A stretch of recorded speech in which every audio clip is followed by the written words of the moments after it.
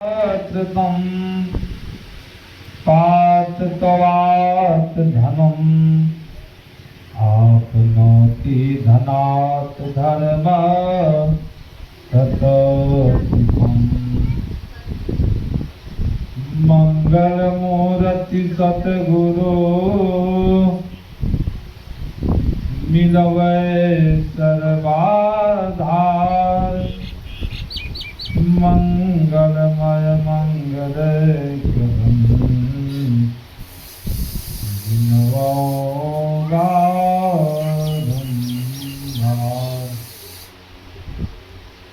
मेरा मुझ में कुछ नहीं, जो कुछ है प्रभु तो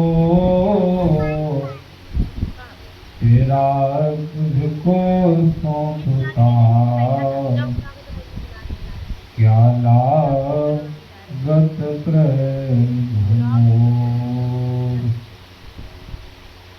श्री सद्गुरु महाराज की परमाराध्य सद्गुरु महाराज जी की श्री जुगल चरणों में कोटि नमन। मंच पर मंचासन पूज्यपाद आचार्य स्वामी श्री चेतन जी महाराज के श्री जुगल चरणों में कोटि नमन। मंच पर मंचासन पूज्य स्वामी विनय सागर जी महाराज के श्री जुगल चरणों में कोटि नमन। आदरणीय श्रद्धेय जयप्रकाश बाबा, सत्संग में उपस्थित धर्म प्रेमी माताओं तथा भक्तिमती बहनों, सबों को मेरा नमन है। अभी हम लोग श्री रामचरितमानस से 9 प्रकार की भक्ति को सुने। भक्ति की विशेषता क्या है? भक्ति करने से लाभ क्या होता है? प्रत्येक मानव जीवन में सुख चाहते हैं। कोई जीवन में दुख चाहते हैं? नहीं चाहते हैं। सब जीवन में सुख चाहते हैं। कितने दिन के लिए? सब दिन के लिए सुख चाहते हैं, कभी दुख नहीं। संत महापुरुष ऋषि ने कहा, भक्ति करने से अखंड सुख की प्राप्ति होती है, कभी जीवन में दुख नहीं होता। और भक्त के लिए भगवान को भी आना पड़ता है। आप शिव पुराण को पढ़ेंगे, भगवान शिव भी आए थे किनके यहाँ? महाकवि विद्यापति जी के यहाँ आए थे न। उगना बालक के रूप में आए थे, अपना नाम उगना बताया था न। आप विष्णु पुराण को पढ़ेंगे, विष्णु पुराण में भी भगवान विष्णु रक्षा के संसार में आए हैं। भक्त हेतु भगवान प्रभु राम धरहु तनु भूप, किए चरित पावन परम पराकित नर अनुरूप। भगवान भक्त के हेतु अनेक प्रकार का शरीर धारण करते हैं। भगवान भक्त के लिए आते हैं, भक्त रक्षा के लिए। भक्त और भगवान में अंतर नहीं होता है। जब भक्ति प्राप्त कर लेते हैं तब भक्त और भगवान में अंतर नहीं रहता है। भक्ति करने से लाभ देखिए क्या होता है। जो कोई भक्ति करते हैं, बाबा कबीर ने कहा भक्ति से लाभ ये होता है जो कोई भक्ति करते हैं उनके जीवन में सुख ही सुख होता है, कभी जीवन में दुख नहीं होता है। और जो भक्ति नहीं करते हैं उनके जीवन में क्या होता है? बाबा कबीर ने कहा भक्ति निशैनी मुक्ति। लेकिन भक्ति करने से सुख क्या होता है? मुक्ति मिलती है। प्रत्येक मानव की इच्छा होती है कि मुक्ति के लिए लोग कहाँ गाया में जाकर पिंडदान करते हैं। किसी जब शरीर छूटता कहाँ जाते हैं? लोग कहते हैं गाया में पिंडदान करेंगे मुक्ति मिल जाएगी। तो लोग काशी में शरीर को देहांत करते हैं, जलाते हैं। किस हेतु? काशी में जलाएंगे, यहाँ पिंडदान करेंगे, सीधे स्वर्ग की प्राप्ति होगी, उनको मुक्ति मिलेगी। बाबा कबीर ने कहा साधु भाई जीवत ही करुवास, जीवत समझे जीवत बूझे जीवत मुक्ति निवासा, जियत कर्म के फांसन काटे मुए मुक्ति की आशा। बाबा कबीर ने कहा जियत कर्म की फांसन काटे मुए मुक्ति का आशा। जीते जी आप कर्म किए नहीं, जीते जी आप सत्संग नहीं सुने, दान पुण्य नहीं किए, मरने के बाद आपके नाम पर गाया में पिंडदान करेंगे, काशी में पिंडदान करेंगे, भोज भंडारा भी करेंगे, क्या आपको मिलेगा? मिलेगा। बहुत तो बिहार प्रांत में देख लीजिए, यूपी प्रांत में देख लीजिए, किसी का शरीर छूटता है, पंडितों के द्वारा कर्मकांड होता है, उनके पुत्र लोग खटिया दान करते हैं, मच्छरदानी दान करते हैं, गाय दान में देते हैं, और उनके नाम पर जहाँ श्राद्ध कर्म करते हैं उनके सारा पर देखिए रसगुल्ला बर्फी टिकरी चढ़ाते हैं ना, क्या उनको मिलता होगा? उनके सारा पर चढ़ा रहे हैं, समाधि पर चढ़ा रहे हैं, मिलता होगा ना? क्यों नहीं मिलेगा? भक्ति का अर्थ होता है सेवा, और सेवा का अर्थ होता है भक्ति। आप जीते जी माता पिता के सेवा नहीं किए, एक लोटा पानी के लिए तरस रहे थे, आप कहाँ जा रहे थे? बद्री धाम की, केदार धाम, बैजनाथ धाम। अब माता पिता यहाँ घर में रो रहे हैं न, भक्ति हो रही है न, जब विचार कीजिए, भक्ति हो रही न पूरी, सेवा नहीं न हो रही है। क्यों हो रही सेवा? माता पिता यहाँ रो रहे हैं, आप कहाँ बद्री धाम जा रहे हैं, प्रयाग जा रहे हैं, कि टूर वीजा बना करके आप विदेश में जा रहे हैं घूमने के लिए, कि वही कह रहे हैं, बाबा कबीर कह रहे हैं जियत कर्म के फांसन काटी मुए मुक्ति का आशा। मरने में मुक्ति चाहते हो, जीते जी तो कर्म किया नहीं, दान किया नहीं, सत्संग सुना नहीं, मरने के बाद क्या लाभ थोड़ी मिलेगा? लाभ नहीं मिलेगा। मरने के बाद भी दुख ही दुख होगा। आपके नाम पर कितनों पिंडदान करेगा आपका पुत्र, कितनों खटिया ब्राह्मणों को देगा मच्छरदानी, फिर भी आपको कल्याण नहीं होगा। क्यों नहीं होगा? आप खुद नहीं किए हैं, आपके नाम पर नहीं कर रहा है। ऐसा वेद पुराण में वर्णन है, बाबा कबीर ने कहा। फिर बाबा कबीर ने कहा भक्ति निशैनी मुक्ति की। भक्ति क्या है? निशैनी, मुक्ति की निशैनी है। निशैनी का समझते हैं? निशैनी का अर्थ होता है सीढ़ी। क्या होता है? सीढ़ी। घर में सीढ़ी बना, घर में क्या लगाते हैं? सीढ़ी बनाते हैं चढ़ने के लिए ऊपर, कि कोई घर सुंदर बनावे, महल सुंदर बनावे, सीढ़ी नहीं बनावे। हर कोई काम का रहेगा, कोई जाएंगे उनके कहेगा आप तो बहुत सुंदर घर बनाए हैं, एक काम छूट गया, इसमें सीढ़ी नहीं लगाए, इसीलिए घर आपका सुना सुना लग रहा है। और कहीं जब सीढ़ी बनाते हैं घर बहुत सुंदर है।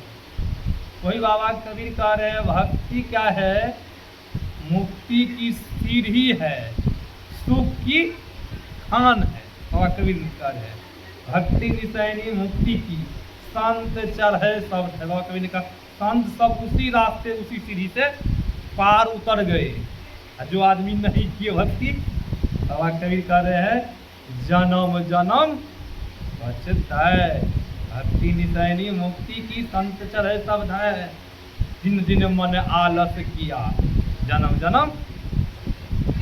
तो लोग आलस करते हैं ना, अभी तो हम जवाने हैं, बूढ़ा होंगे तो न भजन करेंगे कि अभी जो हुआ ना हमारा आवाज में हादसा, कोई जान रहे थे कि ये हादसा होगी, लंदन जा रहे थे ना, कि किसी को जब पता होता तो फ्लाइट पर नहीं बैठते, पता नहीं ना था किसी को किस तरह की हादसा होगी, पता किसी को नहीं था।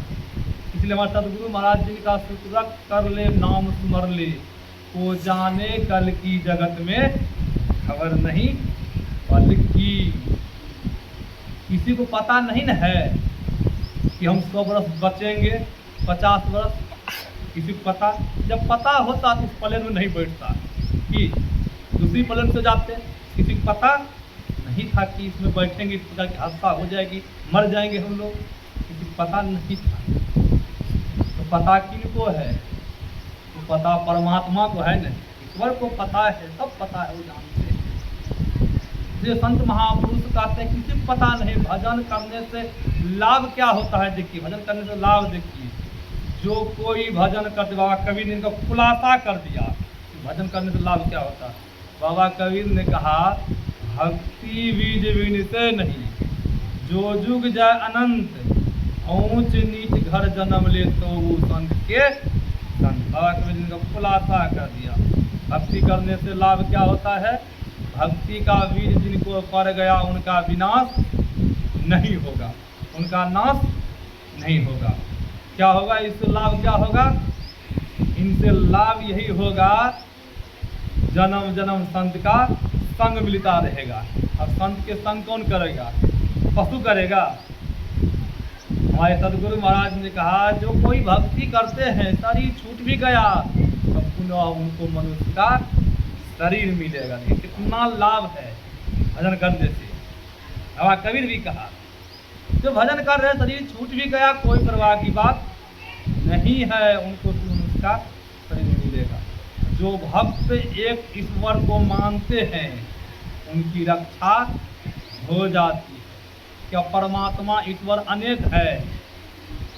एक है। आप शिव कहिए, राम कहिए, अल्लाह कहिए, खुदा कहिए, बिस्मिल्लाह कहिए, वह गुरु कहिए, सब एक ही है कि अलग थोड़ी है? अलग नहीं है। कहेंगे रक्षा, आप लोग सुना होगा भक्त सदन कसाई के बारे में। भक्त सदन कसाई, पहले तो कसाई थे भगवान श्री विष्णु के भक्त थे। भक्त सदन कसाई नारायण नारायण का जप करते थे। भक्त सदन कसाई जगन्नाथपुरी के यात्रा में निकले। होता क्या है, चलते चलते उस समय इतनी सवारी गाड़ी घोड़ा की सुविधा नहीं थी। उस समय लोग पैदल चलते थे। अभी भी बहुत लोग ऐसे हैं तीर्थ में चलते हैं, पैदल चलते हैं। बहुत लोग दंडवत देते हुए जाते हैं, देखते हैं ना, मतलब दंडवत देते हुए जाते हैं। महीना 2 महीना 6 महीना पहुँचते हैं। बहुत लोग डाक बम से जाते हैं ना, सुल्तानगंज से बैजनाथ। अब सदन भक्त तीर्थ यात्रा में निकले, जगन्नाथपुरी जा रहे हैं। शाम हो गई। एक माई के यहाँ भक्त सदन रुक गए। होता क्या है, माई वे विचारनी थी। झूठी इंतजाम लगा करके, बुरी इंतजाम लगा करके सदन कसाई का जल्लाद को बुला करके एक हाथ कटवा दी माई। अब सदन कसाई बड़ा दुखी। सदन कसाई मन ही मन भगवान जगन्नाथ से कह रहे हैं, भगवान जगन्नाथ, मैं तो कभी कोई गलत काम नहीं किया और मेरा हाथ क्यों कट गया? मैं तो आपका नाम पल पल लेता हूँ। कलयुग में नाम की विशेषता बताई गई है। कलयुग केवल नाम आधारा, अब सुमर सुमरी नर उतरहि भव पारा। कलयुग में जो कोई नाम का जप करते हैं उनके द्वारा हम सागर से पार उतर जाते हैं। अब भक्त सदन कह रहे हैं भगवान जगन्नाथ जी से, मैं तो कभी कोई ऐसा इस हाथ से गलत काम किया नहीं, जो पहले किया अनजान था, हमको ज्ञान नहीं था। जब से ज्ञान हुआ, पहले भी आपका नाम हम लेते थे, नारायण नारायण का जप करता था मैं पहले भी, मुझे ज्ञान नहीं था। जब ज्ञान हुआ तो मैं वो काम को छोड़ दिया, फिर मेरा हाथ क्यों कट गया। भक्त सदन ने कहा परमात्मा जो भी किया होगा मेरे लिए अच्छा ही किया होगा। हम लोग ऐसा मानते हैं, परमात्मा जो भी किया होगा अच्छा किया होगा। हम लोग किनको दोष लगाते हैं, पड़ोसी माई को दोष लगाते हैं न, वही माई झगड़ा की, इसीलिए मुझे इस तरह का दंड मिल गया न। कि हो सकता बाबा क्या बताए, माई जो है न डैन है, वही माई कुछ कर दिया है, ये सब लोग कहते हैं न। वही माई से लड़ाई हुई, मेरा पैर पिछल के गिरे, हम हड्डी टूट गई, ये सब दूसरा दोस्त लगाते हैं न। काहुन को दुख कर दाता, निज कृति कर्म भोग सुनु दाता। भगवान लक्ष्मण जी ने दुर्निषाद से कहा था न, कोई किसी को दुख सुख देने वाला नहीं है, सबको अपना ही कर्म का फल भोगना होता है। फिर भी हम लोग नहीं मानते, लोगों के ऊपर दोष लगाते कि मेरे पिताजी ने ऐसा किया, मुझे इस प्रकार दंड दिया, मुझे अलग कर दिया, ये सब दोष बहुत तो लोग हमको सुनाते हैं। सज्जनों, सबको अपना अपना कर्म का फल भोगना होता है। अब सदन भक्त कह रहा है भगवान जगन्नाथ जो भी किया होगा मेरे लिए अच्छा ही किया होगा। अब जब भक्त सदन कसाई जगन्नाथपुरी पहुंचते हैं, भगवान जगन्नाथ के मंदिर में जब प्रवेश करते हैं, भगवान जगन्नाथ जी को जब जल चढ़ाते हैं, भक्त सदन के आंख में आंसू आ गया। प्रभु, एक हाथ से आपको जल चढ़ा रहा हूं, मेरा कौन सा पाप का फल है, मेरा ये हाथ कट गया प्रभु, मेरा कौन सा जन्म का पाप है। भगवान जगन्नाथ जी को जल चढ़ाते हैं, फूल के माला पहनाते हैं। जैसे फूल के माला पहना करके भक्त सदन आंख बंद करते हैं। आंख बंद करने से शांति मिलती है। देखते हम लोग नहीं कोई सोए, नींद नहीं आए तो पागल हो जाता है, नींद नहीं आती है। संत महापुरुष ने कहा हम लोग भी ध्यान, जो सत्संगी वो ध्यान करते हैं, ध्यान की विशेषता को जानते हैं। जो सत्संगी नहीं है तो ध्यान की विशेषता को नहीं जानते, वो भी फिर भी नाम जपते हैं। जिनको जो विधि मिली है अपना अपना ढंग से करते हैं। जो शिव को मानते शिव के ध्यान करते हैं, जो विष्णु को मानते विष्णु को ध्यान करते हैं, जो ठाकुर ठाकुर को मानते ठाकुर को ध्यान करते हैं। जैसे भगवान जगन्नाथ के ध्यान लगाते आंख से आंसू टपक रहा है, भक्त हेतु भगवान को नहीं रहा जाता। जब भक्त कहीं रोने लगते हैं, भगवान को नहीं रहा जाता है। अब भगवान जगन्नाथ को नहीं रहा गया। सदन कसाई जैसे आंख से आंसू टपका जमीन पर, सदन कसाई का आंख बंद है। जैसे आंख उनका खुला, जैसे पहले दोनों हाथ था वैसे दोनों हाथ हो गया।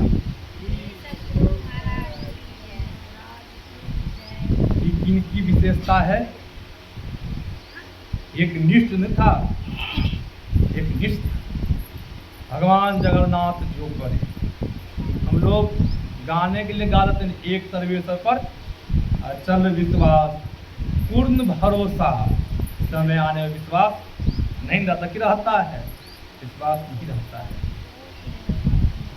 आर्य समाज के स्वामी दयानंद जी महाराज ने कहा, जो ईश्वर को नहीं मानते, ईश्वर को नहीं मानते, परमात्मा को नहीं मानते हैं, अनेक अनेक जगह दौड़ लगाते हैं, उनके लिए स्वामी दयानंद सरस्वती जी महाराज ने कहा वह पशु के समान है।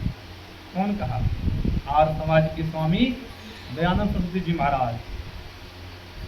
दयानंद सरस्वती जी महाराज बहुत उच्च कोटि के महापुरुष, और गुरु के खोज में दयानंद सरस्वती जी महाराज बहुत दिन से गुरु की तलाश में थे।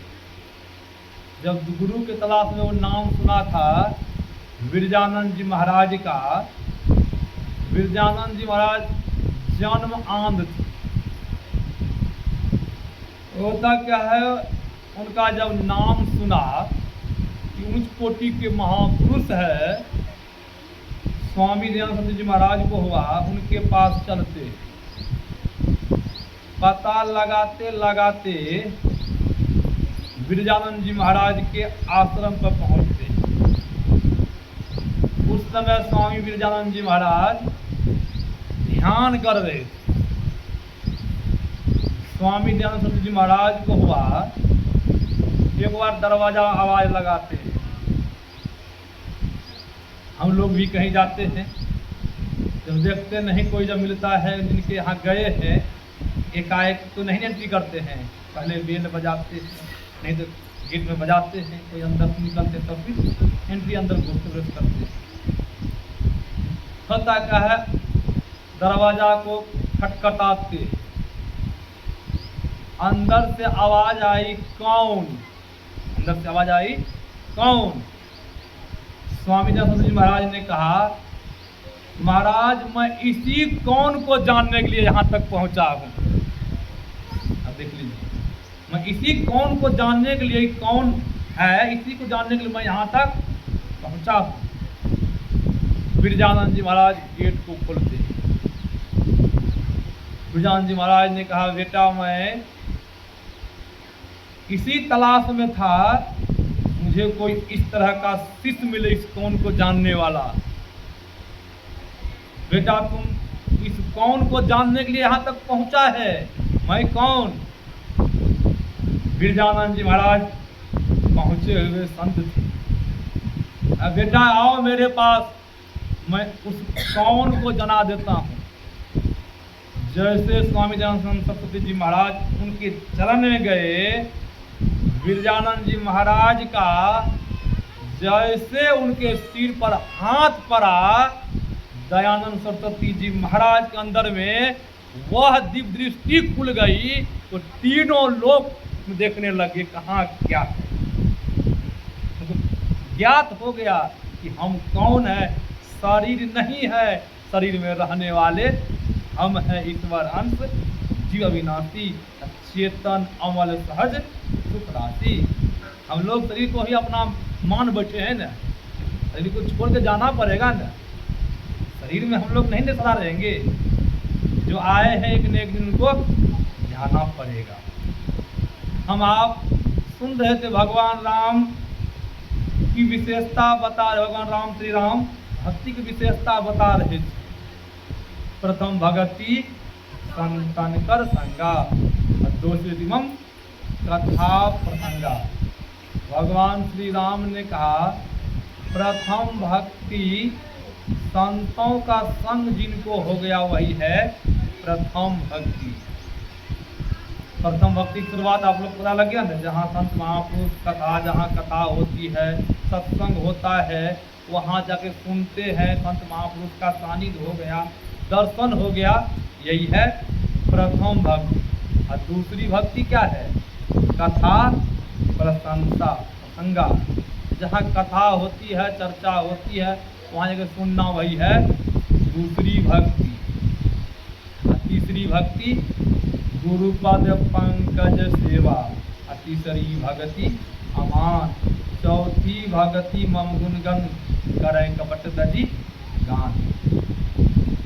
तीसरी भक्ति है जो घमंड का परित्याग करके, अहंकार को परित्याग करके जो गुरु की सेवा करते हैं, वही है तीसरी भक्ति।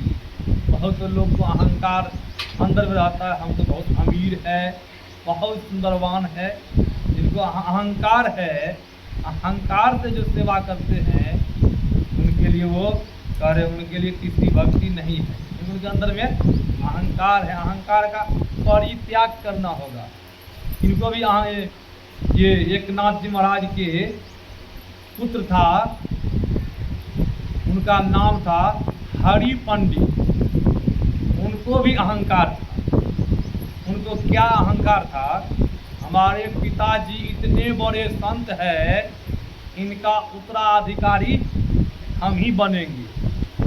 उनका शिष्य था, उनका नाम था पूरन।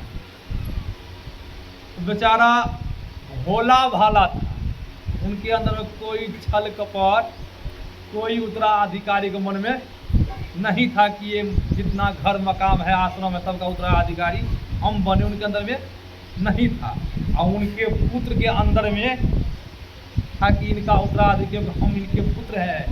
पिताजी जब शरीर छोड़ेंगे, गुरु गद्दी पर हम ही बैठेंगे, मेरा ही नाम इस गाँव में चलेगा।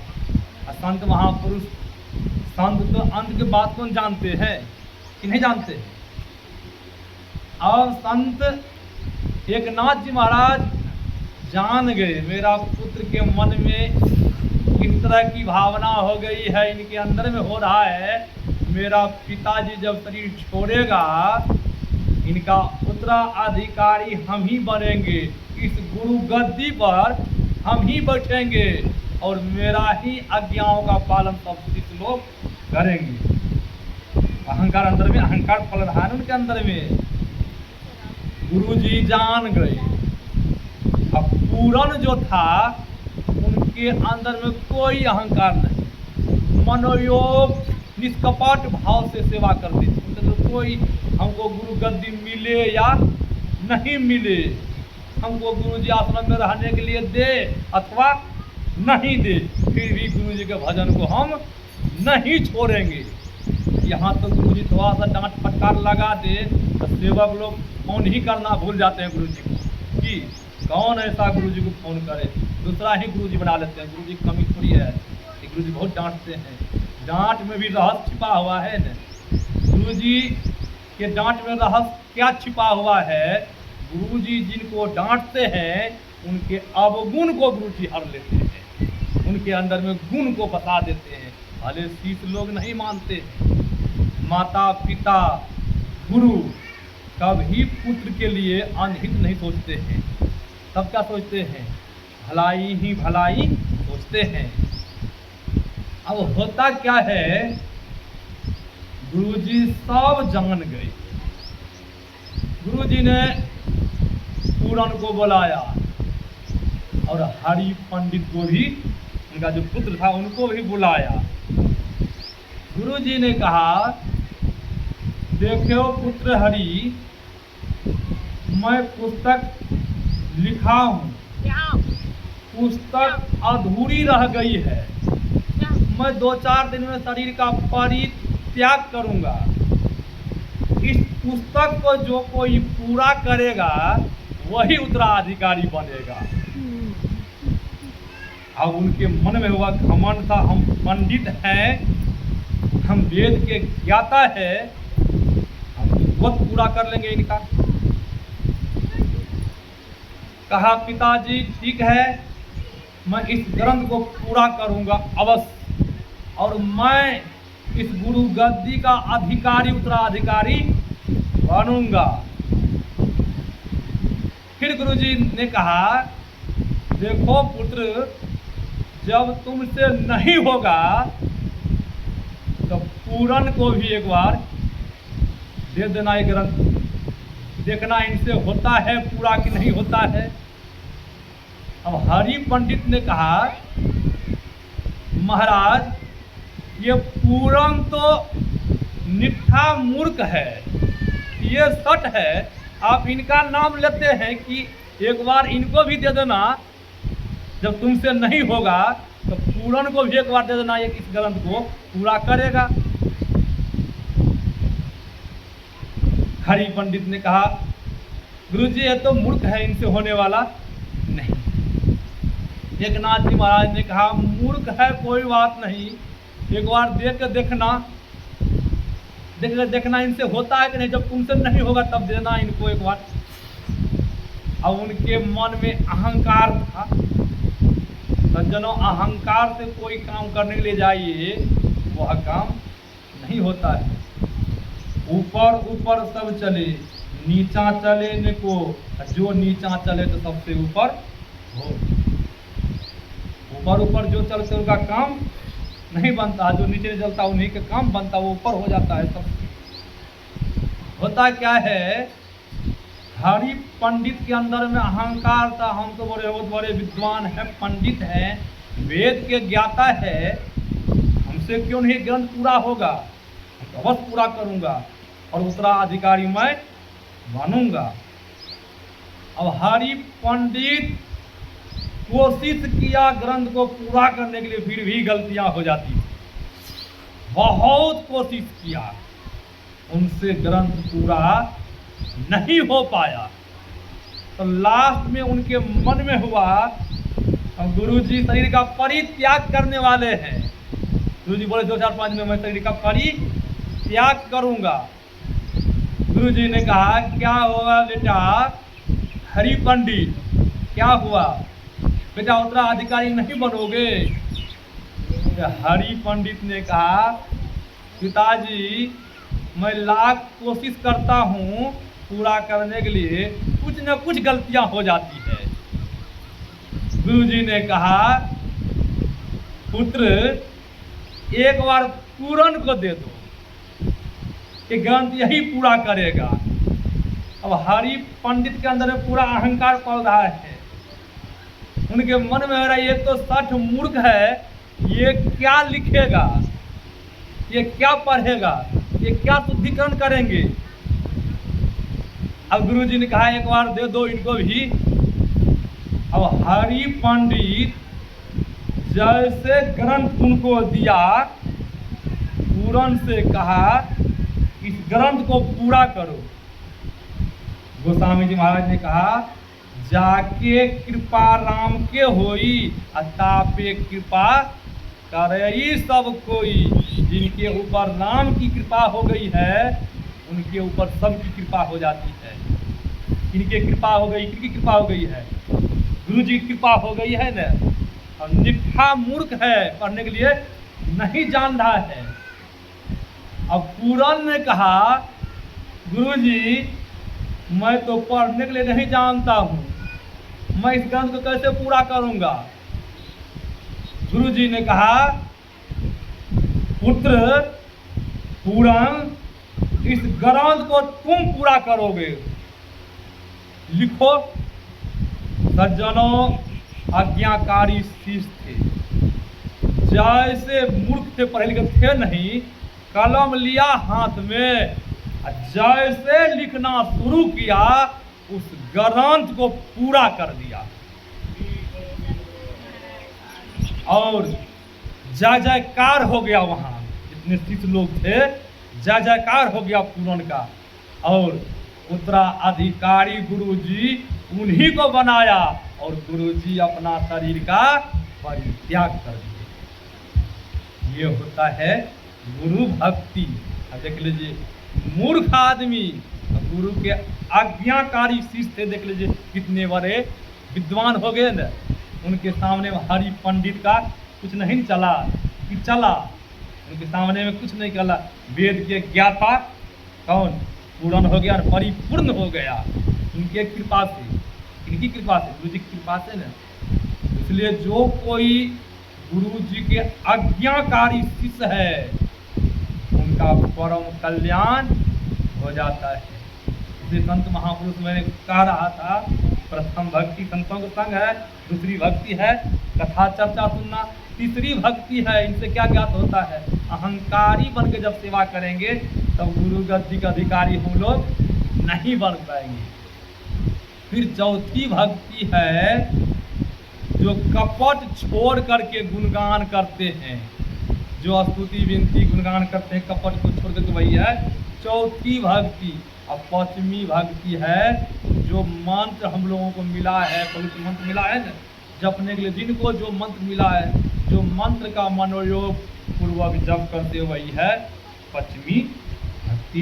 यही आप लोगों की सेवा मैंने भक्ति की विशेषता को सुनाया, भक्ति की महिमा क्या है, भक्ति करने से लाभ क्या होता है।